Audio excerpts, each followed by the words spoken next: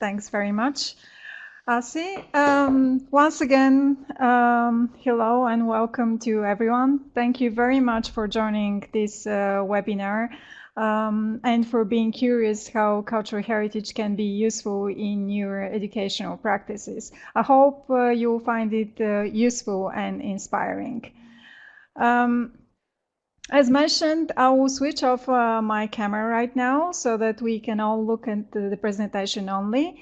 If I have time at the end of the presentation, I will show a practical example how you can use Europeana in practice, how you can search, what things you have to pay attention, etc. But we'll do that only if there is time after the PowerPoint.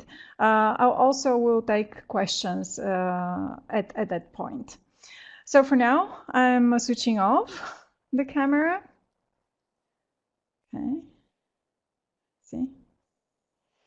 And I'll start my presentation. So what I will focus today is to tell you a bit more what Europeana is, what we do in education, and in particularly what kind of resources and support we offer to teachers. And I'll back up all these statements with some inspiring examples of educational materials developed with our content.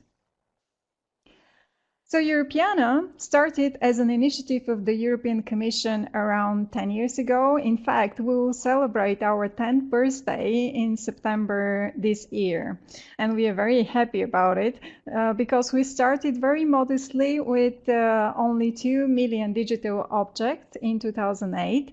And we have grown into a powerful digital service infrastructure which offers huge content database, free technology to use and access this content, as well various services from funding to impact assessment tools.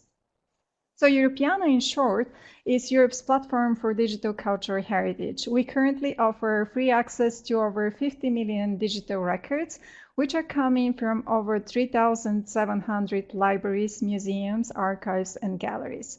So you will find on Europeana content from 43 countries and in over 20 languages. Also in different media formats, we have everything from images, text, sound, video, and even 3D content, and on a wide variety of topics, from art and architecture to history and natural history to fashion, design, film, and newspapers. Really a lot to explore. This complicated diagram represents our markets and products. As mentioned, we act as digital service infrastructure. So in the very heart of Europeana, at our very core, is the content and the technology we offer. You can see that in the very center of the diagram. The next circle represents our key markets. There are roughly 3 groups. The European citizens, so these are the cultural lovers, those interested in using cultural content in their free time. The cultural heritage institutions, which are our very important partners because they're the ones digitizing the content and making it available on Europeana. And finally, the third group of markets is the called reuser market. So these are the people and organizations who use Europeana content to research, to work, and to create beautiful things with it. So we identify 3 reuser markets: research, education, and the creative industries. And today I'll focus on the one we consider most important, and this is exactly education. So education is our top priority market. It has been in the last year, and it will remain such in the next. Our goal for this market is to really integrate Europeana Collection in educational materials, systems, and platforms, and to help teachers enrich digital learning materials with cultural data and inspire learners of all ages. This is particularly important this year, being the European Year of Cultural Heritage, because it really this year really gives us the opportunity to put digital cultural heritage in the spotlight. And make clear how it can be used in educational settings, how it can support teachers in their creative teaching and for innovative learning. So I hope I can contribute to this with my presentation. What we do in the area of education. Europeana is around a bit more than 60 people, and we are located in The Hague, the Netherlands. So we are mid-sized organization, so therefore we don't have the resources to really do all the work on the large-scale educational market. So therefore we work with partners. And we collaborate with three groups of partners. These are institutional partners, mainly ministries of education. And what we do with them is to integrate Europeana Collections on their national educational portals and to work with teachers in the particular countries.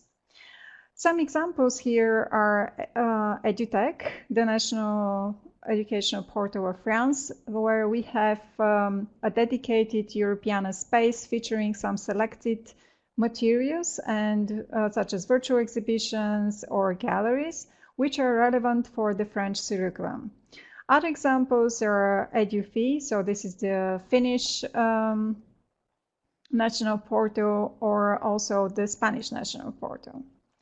The second group of partners are the non-commercial partners, associations and networks in the educational field. And I'm sure you recognize some of the names.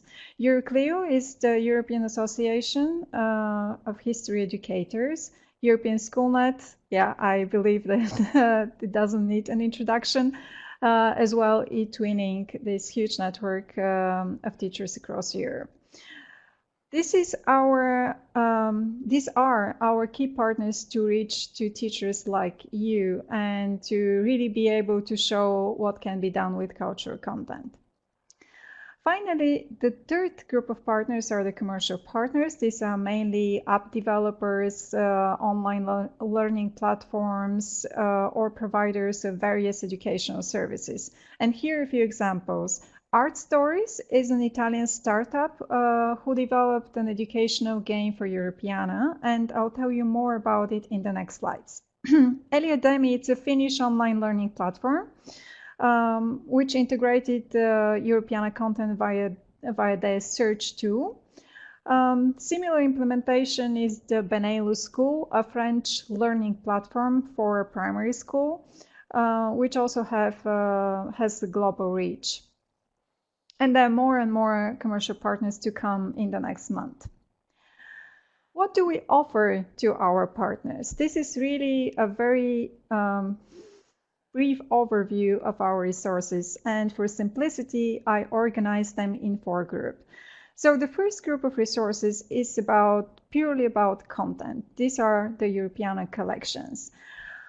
On Europeana.eu, you can browse and search and find relevant results among these 50 million digital records. But you can also, if you're interested in a particular topic, you can also take a look at our curated resources, which are the thematic collections, the virtual exhibition, and the galleries. So the thematic collections, as the name suggests, are really curated selection of content around a particular topic. For instance, First World War, or photography, or fashion, or maps and geography, for instance. We are adding constantly new and new thematic collections.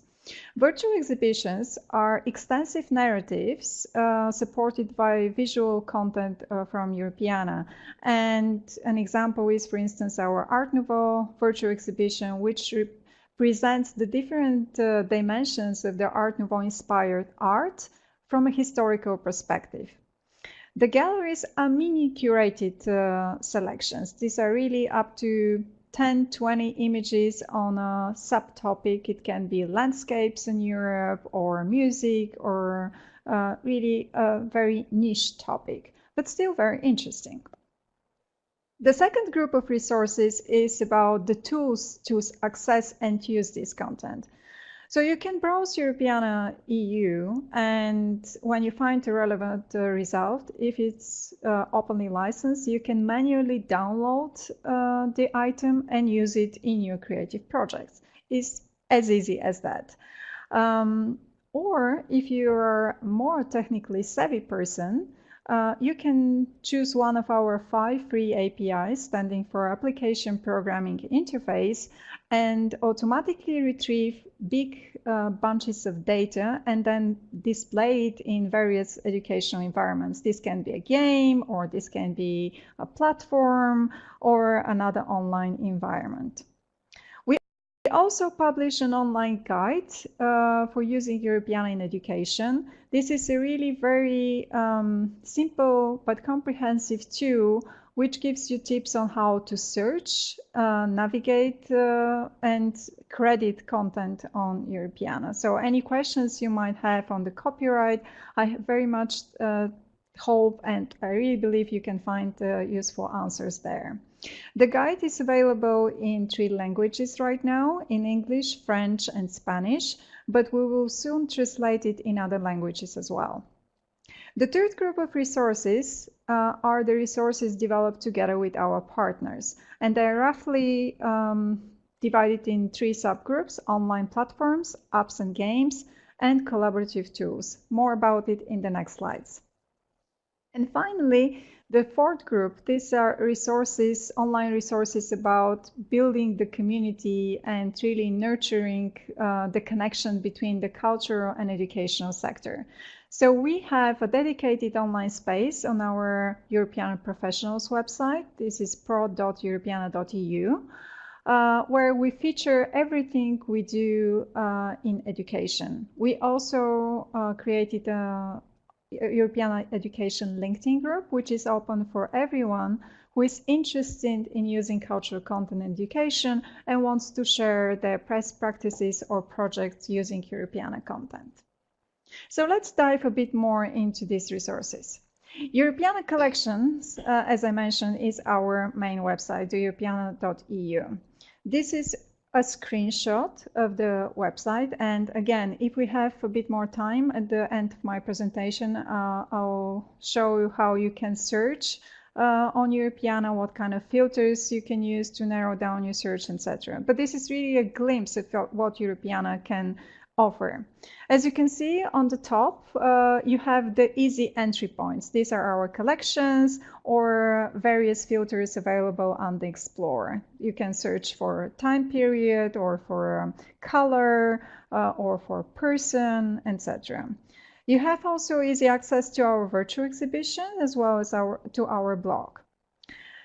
In the very center of the page is the search field, so you can immediately jump there, enter a keyword, and start browsing in our over 50 million records. Then below, you can find, again, more visual shortcuts to our thematic collections. Here you have presented Europeana First World War collection, Europeana Art, Europeana Fashion, etc., but the actual website features much more. What about the tools? As mentioned, you can manually download the item which you're interested in if it's openly licensed. This means it is licensed under one of the 4 licenses. It's in public domain, CC 0, Creative Commons 0, CC BY or CC BY SA. Or you can use our 5 API. What you should do if you're that technically savvy is you have just to register for a free API key. We only require an email address to do that. You get the key, you read our documentation, and you start experimenting how you can use Europeana. We also offer API support via our API Google group and the dedicated email api@europeana.eu. And once again, we offer the guide in 3 languages. I really advise you to check it. Here comes the most interesting part, in my opinion, the resources we offer with partners. Okay. The first example is about the online platform which feature Europeana content.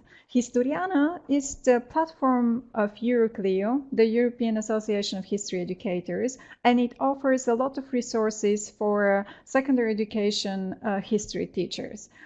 What we did with Euroclio is we worked on creating source collections with Europeana content, as well as e-learning activities, again, reusing our collections.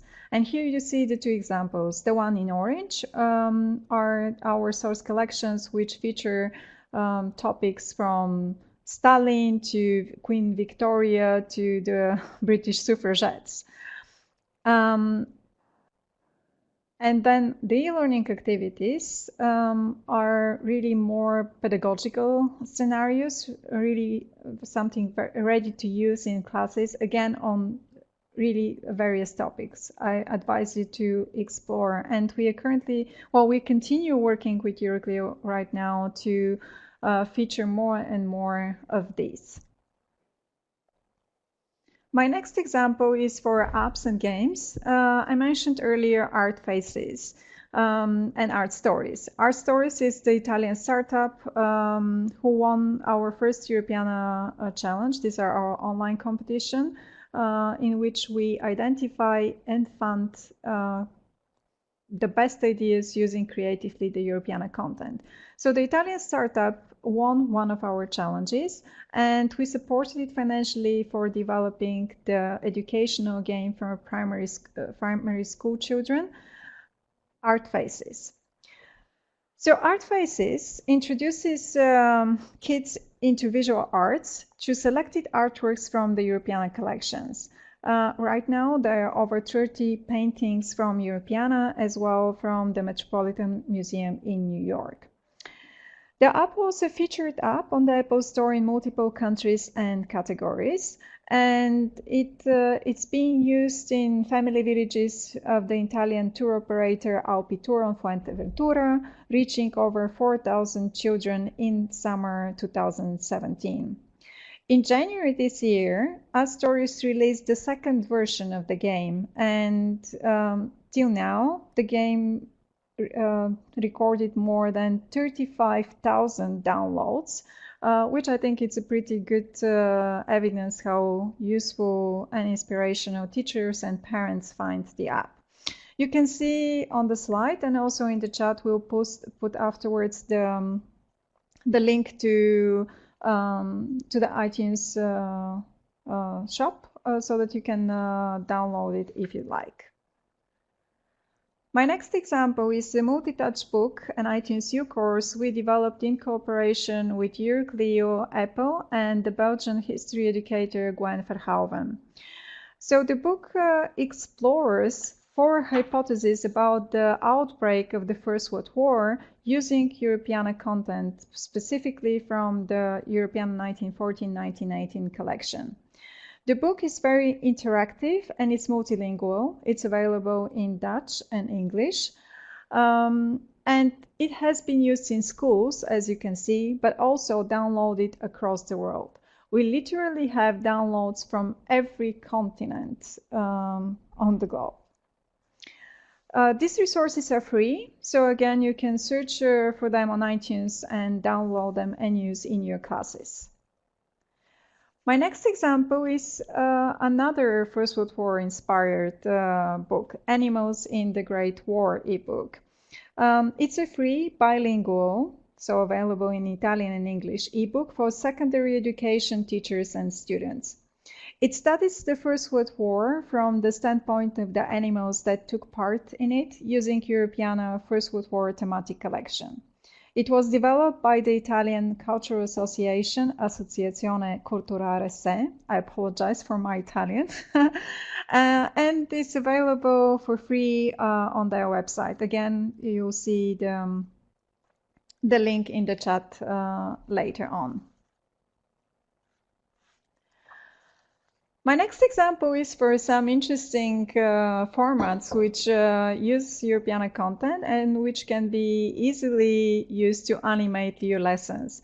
Give It Up is a competition looking for the best GIFs created from public domain and openly licensed material available in digital libraries around the world, this being Europeana, the Digital Libraries of America, Digital New Zealand, etc.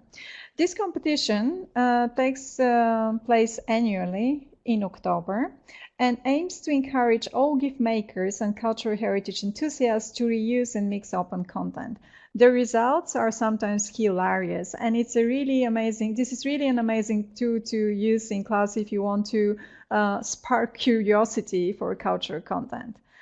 To help this competition, we created tutorials on how to create GIFs with video content, with images from Europeana, etc. Again, you'll find these links available later on.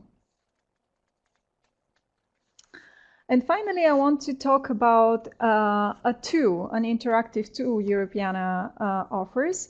Europeana Transcriber Tone is an online collaboration tool developed by Europeana and the German company Facts and Files. It allows students and teachers to transcribe historical documents, right now only on the First World War topic, but later we'll add more documents. So to transcribe historical documents into modern languages. The Transcriber Tone really enables students to develop their digital competencies because they'll learn how to add metadata to a digital file, how to also develop their collaboration skills because they can work in groups, so they can compete between classes within one school or with other schools in the country. So it has proved to be a very interactive and useful tool. We have right now over 1,000 registered users. We ran over 11 transcribathons, and we'll run more throughout the year in Italy, France, and Greece. As you could see from the slide, over 30,000 documents are collected and over 8,000 completed. And we'll add more documents and translations over time. Here you can see some pictures of Transcribathon in schools, how it really worked out. This is one of our first Transcribathons, I think, in June 2016. And it was really, really very well perceived by students. Okay, and let me talk a bit about our what we can offer to the communities of all the people who want to use and promote Europeana content. As mentioned earlier, we have a dedicated space on Europeana Professional. This is how it looks like. And there we provide short explanation and links to all the resources, the data, the technology, which might be interesting for educational audiences. I invite you to go there. It's pro.europeana.eu and explore for yourself. And if you have any questions, please do reach out to us. Our next community channel, so to say, is the Europeana Education LinkedIn group, which is open for everyone. Again, I invite you to join it and look at the examples other people shared with our content. We post their updates on Europeana activities, but it's really a collaborative space for everyone to contribute, to share thoughts, to discuss, etc. And finally, I want to give you some really easy tips to start using Europeana content, in addition to everything which I mentioned so far. So together with European Schoolnet, we developed Europeana MOOC, which really focuses on how you can use Europeana collection in educational practices. The MOOC is open for registrations right now. We'll post the link in the chat. And you can register throughout April to participate. It starts on 30th of April and it will run till, I think, 30th or 14th of June. So I really believe it will be a very comprehensive introduction for teachers, and I encourage you to subscribe there. And if you have any further questions, again, these are our contact details. The LinkedIn group, on Twitter, you can tag Europeana EU or use the hashtag Europeana Education, or you can email me if you have any questions. And if you have any questions right now, I'm ready to answer them. Thank you very much for the attention. Okay. Thank you, Milena, so much for your presentation. I just I picked up a couple of questions from the chat earlier, so maybe we can address those. There was one question: are these resources available outside of Europe? Yes, as long as you use openly licensed content, this means under the 4 licenses which I mentioned earlier, public domain, CC0, CC BY, and CC BY SA, you can use this content outside Europe as well. And another question, can one become a Europeana ambassador? Do you have any ambassadors? We don't have officially yet, but we welcome very much this idea. So yeah, please reach out via my email. And yeah, we are happy to discuss this. And please join the group because it's also yeah, works like ambassador group in a way. That's perfect. Thank you so much for your presentation. It was very engaging and very interesting as usual, and people have enjoyed it a lot. So now we can move on, and I would like to welcome Jenny for our webinar. Hi, Jenny.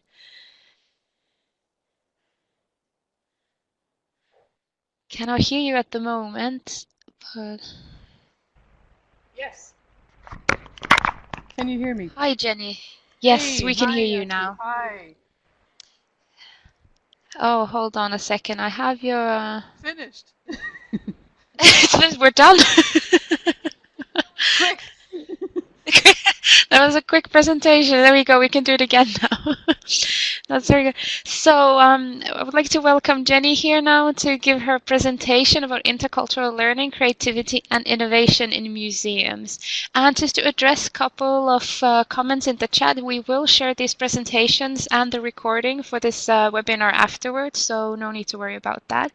So go ahead, Jenny, and we can start with your presentation now. Well, just to say thank you, first and foremost, to European Schoolnet and everyone involved in inviting me. It's my first webinar, and I want to say hello to everybody, and feels a little bit like the Eurovision Song Contest. Greetings from Ireland, and I've presented and prepared this presentation just in response to the theme intercultural learning, creativity and innovation in museums. And I know that this is really earmarked for teachers. So I suppose to start out with is that museums are only too happy to work with teachers. We are crying out to work with teachers because we have all this amazing stuff in our collections that we are willing to share as much as we possibly can. And there may be small, medium or large scale museums, but all of them have really interesting stories to share with their audiences. And this is where I suppose my presentation comes from. And if you look at the next slide, because where I work is in the Chester Beatty Library, which is an art gallery, art library museum. And do I move the slides? I do. Okay. Yes. Yes. Yeah. This is Chester Beatty. He was an American mining engineer. He was born in New York in the late part of the 19th century, and he specialized in mining engineering. And through his, I suppose, his own curiosity as a young man, he was interested in minerals, but he's also interested in traveling. And through his own qualifications and his own, I suppose, business, he worked physically in the mines, but then he developed that typical disease called silicosis. And he got out of that, and he developed his own mining business. And that took him, even through, I suppose, his doctor's advice, to go to drier, warmer climates. And this led him to Egypt, where he bought a house and he started collecting papyri. And he was based in London in 1912. So if you think about the time that he was living and working, London was probably a bustling, buzzing city, full of activity, full of arts, culture, full of the socialite. And he was brought into that circle. He was very good friends with Sir Winston Churchill. And he himself became a British subject in 1933 for his own contributions to the war efforts, because he lent and he contributed to the materials of ammunition. But as soon as Churchill fell,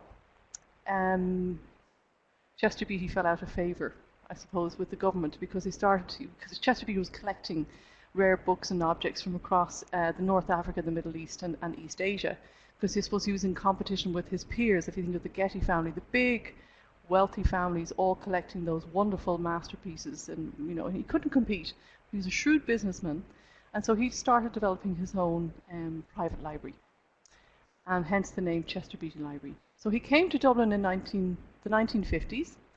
He was wined and dined by the Irish government because they recognised the potential of this cultural person and the benefits that he would have brought to Ireland as a country. And Ireland, I suppose, I don't know if I'm looking at the instant chat here. I don't know if any of you have been to Ireland, but we are an island nation west of the UK. We get confused. People think we're part of the UK. We were up until the 1920s. We were part of the British Empire. But we are a small nation. We have a complex history. People came in and out. If any of you are from island nations, you're used to people coming in and out all through your history. We had Celts, Vikings, Normans, English and Scots all coming in and out. And so we developed this twin identity, the them and us. You are from overseas, we are Irish. And that mentality still exists today. And this is what Chester Beatty had come up against when he was collecting his rare collection of books, especially from North Africa, the Middle East and East and South Asia. Ireland does have a rich and complex history. And we have had a rather difficult history, as with most nations. There was a cultural collapse with the famines in the 19th century. We lost our sense of our identity. We lost our language. There was mass migration. The population went from 6 million down to 4 million. And nationalism with I suppose, at the time, the late part of the 19th, early 20th century was very strong in Ireland. Because we were part of the British Empire, we sought for independence. And that came about in 1922. And then the Roman Catholic Church took over, or stepped in the shoes of the once, I suppose, rulers of Ireland, and they became the gatekeeper of our education, health, morality, culture, and political system. So that's the history in a nutshell. And this is what Chester Beatty brought to this particular country in the 1950s. He had a bit of a struggle because I suppose he came with beautiful, exquisite, and unusual rare materials from, for example, the papyri from Egypt, or Bibles from Armenia, or Japanese or Chinese scroll paintings. And most Irish people would not have seen any of these materials before. So he decided to buy Bibles by the Jesuits to try in some way build that bridge between the Irish audiences that he was trying to address and his collection. And it remained out in the suburbs until the late part of 1999. So it was from the 1950s until 1999. And it was a small private library where I volunteered there in the late part of the 1990s. We sometimes had one visitor a day. And before we closed, we had 6,000 visitors in 1999. And then we moved to the city centre into an area called Dublin Castle. And these are the galleries that you see.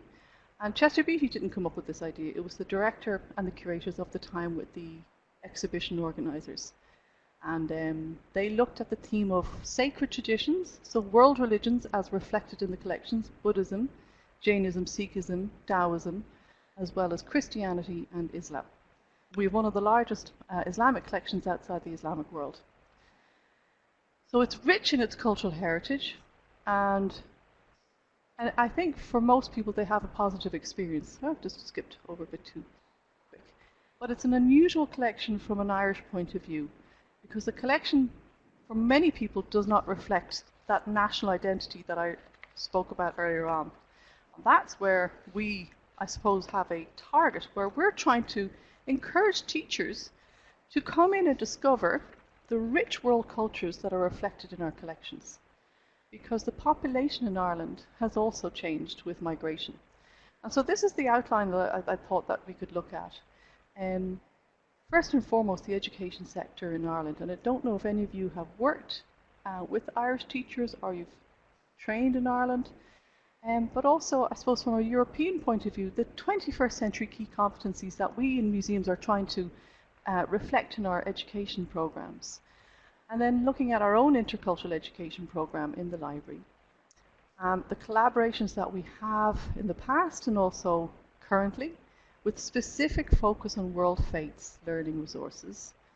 The blog where we're targeting teachers and educators and teens and families and creative innovators. We try and think of everybody where possible. Oh, I see there's a question already. What do I think about museums going to hospitals? Okay, I'll answer that maybe at the end. But and then our community ambassadors, digital skills and engagement, because that's the hot thing at the moment, and creativity. So I'll try and cover that in a nutshell, and try not to speak too quickly. So these are two images that I think reflect what people think of Irish cultural identity. The High Cross on the right-hand side reflects our Roman Catholicism. And on the left-hand side, the migration. We are a nation of people who migrate. I think the diaspora, Irish diaspora, is around 10 million outside of Ireland. And we have a population of around 4.8 million in Ireland.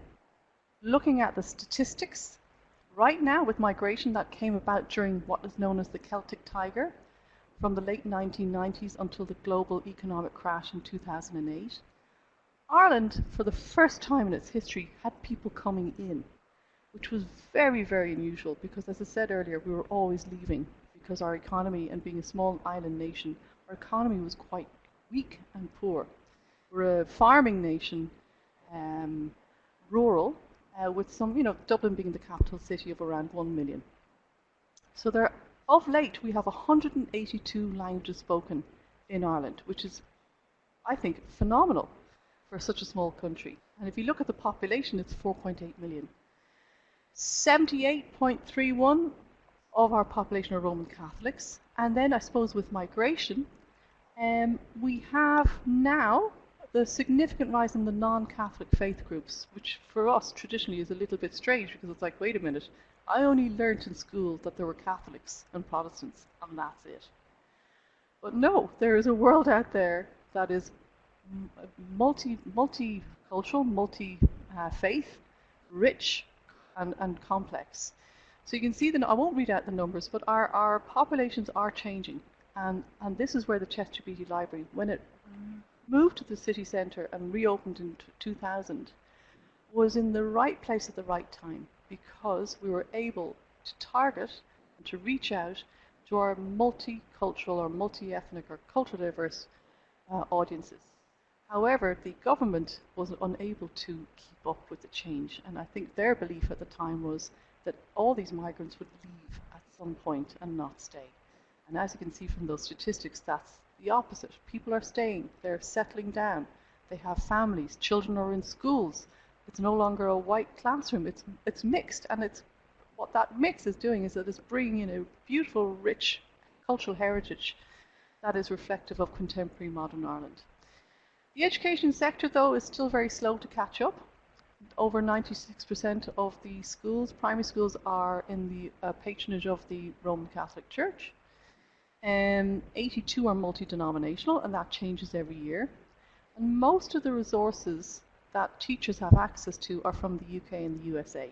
So there's very little CPD, continuous professional development, available on local Irish interfaith dialogue. And that's where I suppose the library as well really plays a significant part in working with teachers and schools in the understanding of the rich cultural heritage, both in the library but also in Ireland. And I brought these two competencies up, because on the left-hand side, that colourful image of key skills, the education system is reforming, but it's reforming at a pace where I suppose teachers are trying, they've got one foot in the old system and one foot in the new system, and it's that transition. So transitions are always difficult, they're never straightforward. So we're now looking at key skills and what young people can learn within the classroom. It's no longer being spoon-feeding information to children or to students, where they have to learn subjects off by heart and then sit down and do an exam and they come out with a percentage. And I suppose the key skills that are there, and I don't know if you can read that, but these are particularly for children or students around the age of 15, and the curriculum is known as the Junior Cert. And they're now looking at and that's in the high school or secondary school, and they're also looking at reforming the final school year, which is known as the Leaving Cert, which is very exam driven because it allows, I suppose, that transition from school into third level. And it's a very much loved and a very much feared exam that students have to sit before they go out into the real world. And they're trying to reform that as well. So there is a struggle, there's a transition, and it's difficult. But museums are able to, I suppose, address these areas in their education programs. And if you look at like these are on the right hand side I've listed the 21st century key competencies as from the EU. And I've put a link down there below. Somebody's asked them could they get a link. So the link is down below at the very end. You see the literacy in languages, and the last one is expression. And I think for museums, they're able to respond to most of those competencies through their exhibitions, through their learning programs, through the activities that they offer for visitors as well as teachers in schools. We set about developing the first intercultural learning program in Ireland, because I suppose most of the Irish museums have traditional Irish collections. We don't have a traditional Irish collection. We have an intercultural, international world cultures collection, as reflected in what was the private collection of Chester Beatty, and is now made available for people to enjoy and participate in. So we have the general kind of obvious guided tours, the talks, workshops for children and teens, workshops for adults, demonstrations in art, techniques as reflected in the collections, films, family events, outreach and music performance. And this, that image there, is our very first Royal Thai visit back in 2014. And Princess Maha Chakraborty came over to, sorry, Maha, I've forgotten her name, but it's from the royal family. And she came to the Chester Beatty Library because from 2006, we went out and fostered a dialogue, a relationship with the local Irish Thai community. They are present in Ireland, and we have children who are also adopted by Irish families. And so what we've tried to do is engage with the Thai community who are reflected in the collections, and that's part of our mission statement as well. So we see the collections as a way to build bridges between our local communities and the collections. And she came over to look at the Thai collections in the library. She also stepped outside afterwards. That was quite an emotional experience because a lot of people were very moved by her going outside and meeting people. So the early initiatives were always exploring, always experimenting. How can we engage the collections with schools and with audiences, from bookmaking to mandalas. And also I mentioned the faith. And we're always exploring different faiths through pretty much engaging with schools. How do we encourage young people, not from a religious didactic point of view, but also looking at personal identity? What do these images, what does this collection mean to you as a young person? And it resulted in a cross-border project from 2012 to 2015 with Northern Ireland. And that's a separate, I suppose, historical element to Irish history, because in the early 20th century we were partitioned between North and South, and there's been a history of conflict between the North and the South, and even within the North. And in 1997, peace was reached through a peace treaty, the peace process. So for the first time in the late part of the 20th century, Northern Ireland experienced, after 30 years of conflict, peace. And what we're learning is we're learning from our partners in Northern Ireland how to tackle and how to address world faith subjects or topics for teachers by looking at museum collections both in Northern Ireland and in the Republic of Ireland. So it's a very exciting, engaging cross-border initiative, which I have good news, we will continue hopefully this year by making continuous professional development for teachers both north and south, looking at that resource. As a result of the royal visit, we developed a story called Temi the Mute Prince as a way of acknowledging the visit of the family, but also the royal family, but also this story for our local Thai children who are present here in Ireland. And we have a launch coming up because the King died the year before last, and we had to postpone the launch. So we're back on launching the resource for Thai children and their families, either adopted or they've got their parents here, in Thai and English, in the month of June. But we also go out, and I call it field work, and we go out and about and work with our local partners to see how these resources resonate with educators, not only the formal teachers, but also educators.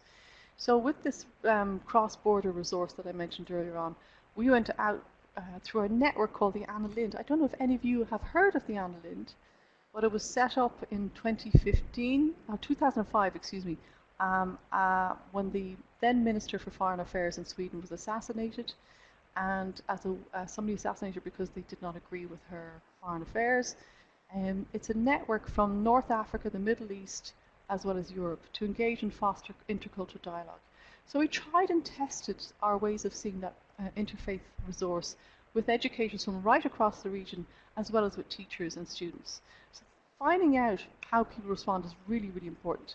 And then through that network, within our own local network, we were able to go down to the largest teacher training college called Mary Immaculate, and Mary Immaculate is a very good giveaway. It tells you the ethos. It's very Roman Catholic in its ethos, but they also recognize the changing face of children in the classroom, and they also acknowledge that they need to look at cultural diversity in their teaching practice. So we went over to the teacher college, and we worked with postgrad teachers, and we experimented and found out, how do you respond to this resource, and what would you find useful in your teaching practice? So all of this, as I call field work, is a really, really positive way to find out how teachers respond to these resources, and how we can work better with teachers, and how we can provide better resources that are locally produced as opposed to something that doesn't resonate with teachers in the classroom. We've also run, again, continuous professional development for the teachers from Northern Ireland, as well as teachers in the Republic. That was last year. Again, we were looking at, we looked at the idea around sacred texts and sacred objects, and what do these mean to teachers when they're looking at these in their classroom. They can use, for example, the center picture there is a Tibetan mandala flag, or sorry, Tibetan prayer flag. That can be used, all of these objects were bought off Amazon. So teachers are able to handle these. We provided very simple, straightforward information. They broke into groups and discussed how much time for training educators, teachers. We used half a day. But I think this is a long-term initiative. A one-off teacher training is not enough, I believe, because things always come up. Issues are in the classroom that may provide difficult subjects that a teacher may not feel comfortable in. And I think that by exploring and looking at how teachers can respond through the cultural heritage of these objects is a very good way to go, rather than getting into the very complex political aspects. They may arise, but I suppose from a museum cultural point of view, this is very important for us. Our future plans. We want to work with teachers. We really do. Teachers are really interesting people to work with because they have so much knowledge. And we also know that they are the key to the children in the classroom as well. And we want to develop educator-friendly resources for teachers as well. So this is the next step for us, is that we would like to engage and develop and collaborate with teachers. I think that's the mistake that I've made in the past, is that I've produced materials thinking that this is what teachers want. All of those resources I've shown you have been written with teachers, for teachers, with the museum. And that's the really important collaborative aspect, because I can then pick up the phone down the road and say, hey, I've got a question, can you help me with this question I have about a subject that I'm trying to get some resources available for teachers about an exhibition, and they'll be able to help. the education blog, and I suppose that's in recognition that in Ireland, with the lack of, I suppose, funding for off-site visits, teachers may not always be able to get out of the classroom. So we have developed an online resource. It's our blog, and there you can access learning materials. And I've put the link there as well. So you can access those learning resources that I've mentioned on our blog. And that leads me to, I suppose, something that is also important from a community point of view is community ambassadors. These are ambassadors in the community, Arabic, Mandarin, Japanese and Irish speakers. And again, they're bridge builders between the museum and the community. And they offer tours in their own languages, not in English, but in their own languages. We also offer tours in English as well. And as of 3 weeks ago, we started our first digital ambassador project. It's a pilot where we have invited our Arabic speaking guide to look at using Instagram and sharing their ideas and their impressions of the museum with their peers. And this is a way of building, because museum and heritage professionals need to understand the diversity of audiences, both in person and online. And audiences are expecting a lot more from museums and cultural organisations, not just the straightforward, the exhibition. They're looking for more, and we need to be able to understand this ability to access information, both in person as well as online. So it's something towards a national digital skills framework for Irish higher education. And again, in a way, it reflects those skills that I looked at earlier on, the 21st century competencies. It's all about building those skills for both the museum professionals, but as well as for our community ambassador. So it's a pilot, and we're trying it out. And this is their response. You know, why access audiences on Instagram? And we get a better understanding of our audiences. And we're specifically looking at 18 to 25 years. They may not be your traditional school students, but they are young people. They're in third level, or they might be working. And we're able to find out what they're interested in. So we've had 2 postings on Instagram. And then I suppose just to kind of round this off, because I see we're nearing 5 o'clock, we have also learned a lot through a European funded project. It's a training project for museum professionals. It's called the Creative Museum. And that has fed into our program for children, for teenagers, for schools, looking at creativity and innovation. And again, that reflects back to that key skills slide that I showed you and the 21st century competencies.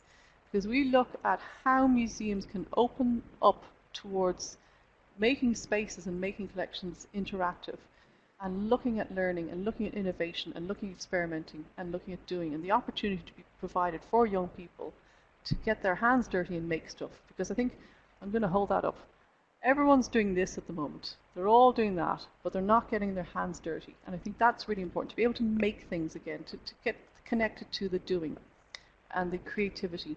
And that ability to problem solve, instead of saying, I've made a mistake. It's actually, no, you've made a mistake, you learn from it, and then you move on and try again. And I've put these links together because I guess I'm looking at a lot of names here. You're from all over across Europe, and there are fantastic museums out there with really interesting resources. And as I said, I'm going to finish off. Museums want to work with teachers. They really, really do. And there are, like at the House of European History in Brussels, has really good resources from a European historical point of view. The Network of European Museums organization, NEMO, they have links, they have membership of over 200. Really good partners in that. The Learning Museum Project has some really good examples of learning within the museum sector. I pulled out the UK Museums Gallery and Education Group because they have excellent online resources. Watch out for museums in the Middle East, Dubai, Qatar, for example, because they are all coming out with really interesting education resources that in some way reflect the cultural heritage of world culture, and again reflects the cultural diversity in some schools. There are museums associations in Europe. The International Council of Museum, ICOM, has an education group, and they have very good examples as well of education initiatives working with young people and teachers, as well as other audiences. The Asia Europe Museum Network has an excellent online resource for teachers. If you click on that and find out different partners, you'll find there's an education section in most of those partners' museums. I went as far as Australia yesterday to see what they have, and their association has an education link. And then the American Alliance of Museums also has an education link. I know I'll probably be in trouble with a lot of my other colleagues right across the museum sector, but that's just to give you an idea of what's out there for you to access. And that's me, and I'm on the dot of 5. So, Okay. is that okay? Thank you very much, Jenny, for your very inspiring presentation. It was really amazing to see all these resources that are available for teachers, and thank you for taking the time. For the participants, do you have any questions for Jenny? Unfortunately, Milena had to leave early, but if you have any questions to Jenny, feel free to post them in the yes, in the comment box. Yeah. It was a very interesting presentation. Amy Coffey said thank you in Irish. Hello, Amy. I picked up one comment from earlier. Oh, are you looking for museum teaching? Oh, they're going so fast. They are. We have a bit of an embargo on our interns right now. The reason being is that we are undergoing radical change internally here, that we've run out of space. So internships, unfortunately, they're on pause at the moment. Apologies for that. We literally run out of space for people to work in. But other museums are, and that's something to look out for as well. Yeah, and there was one question that talking about the lack of time for teachers. And how do you deal with that lack of time for teachers to use these resources? Do you have any experience with that? That's from talking to a teacher who collaborated on a learning resource for the final school exam in art history. She said that her advice was to make it as easily and accessible for a teacher, not for them, I mean, how do I say this? To provide sufficient information where a teacher can just turn around and use it in the classroom, rather than having to break it down into bite size, if that makes any sense. So a quick one sheet. That's why I'm kind of torn between giving lesson plans to teachers, because I understood that teachers like lesson plans, and then I was told teachers don't like lesson plans. So I think the way to go is look at sometimes. We had a training session in digital engagement and learning in November, and what teachers like is the raw, just maybe an image. The pre-prepared, maybe an image with information. And the cooked, that's the lesson plan. So what I'm looking at now is looking at 3 levels of presenting teachers information. Basic images, that's it. Images with a bit of text, and then images with information. And I want to expect, and I think museums and teachers need to sit down and talk with each other and find out how they can work together. So like that, do many museums know that teachers don't have time? And if they don't have time, could a teacher give advice to a museum, their local museum? I think collaboration is a way of addressing those areas. And that's why the collaboration between myself, not about myself, but the people in Northern Ireland, my colleagues in Northern Ireland, we're hopefully going to meet up next month to look at continuous professional development for teachers online. And I think it's part of their training as well. So teachers can get, you know, it's a bit like myself, where do you find the time to upskill? And I think teachers do need to, if they can, take a little bit of time, because in Ireland they have to take continuous professional development over the summer in 2 days. And that is a great way of stepping outside for a bit of time out and upskilling and learning about something new for their teaching practice, if that answers your question. Yes, and then there's another question about experience tours in museums. Do you have any? Yes, so Astrid writes that I visited a very special museum, the Humanity House in The Hague. It's about an expedition, step into the shoes of a refugee.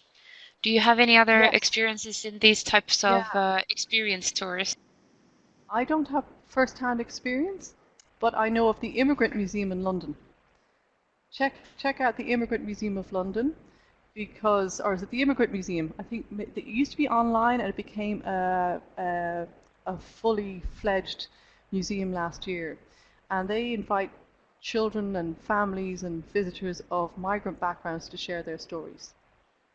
Take a look at that. And the Museum of London, I think, as well, have very good online resources, and I think migration comes up in that as well. Thank you.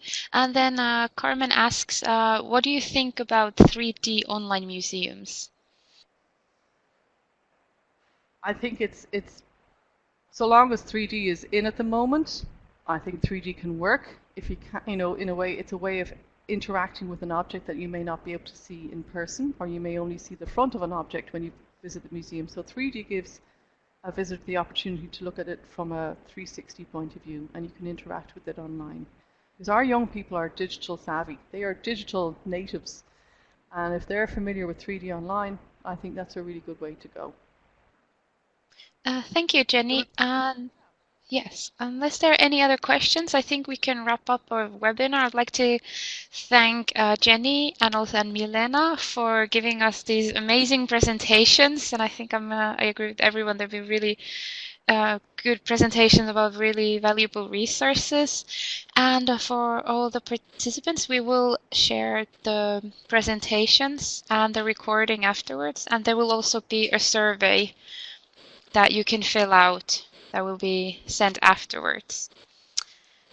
And just to say, don't forget, this is the European Year of Cultural Heritage, so there will be a lot of celebration going on around Europe in the cultural heritage sector. Yeah. Thank you, Asi, and thank you, everybody. Thank you, Jenny, for joining us. Thank you so much for taking the time, and it was really interesting to see the resources and the work that's being done in the museums. And I think all the teachers also agree that it's very valuable to know that these exist. And I hope everyone could. Resources. Yeah, they do exist. It's just you have to go find them. Yes. Yeah. Okay. Yeah. And I think there are a lot of members here from the museum MOOC, so I think they can continue the discussion over there as well, how to use these resources and practical examples as well. So, okay.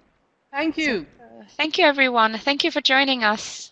And I wish everyone a very nice evening, and I'll see you soon. Bye. Bye. Bye.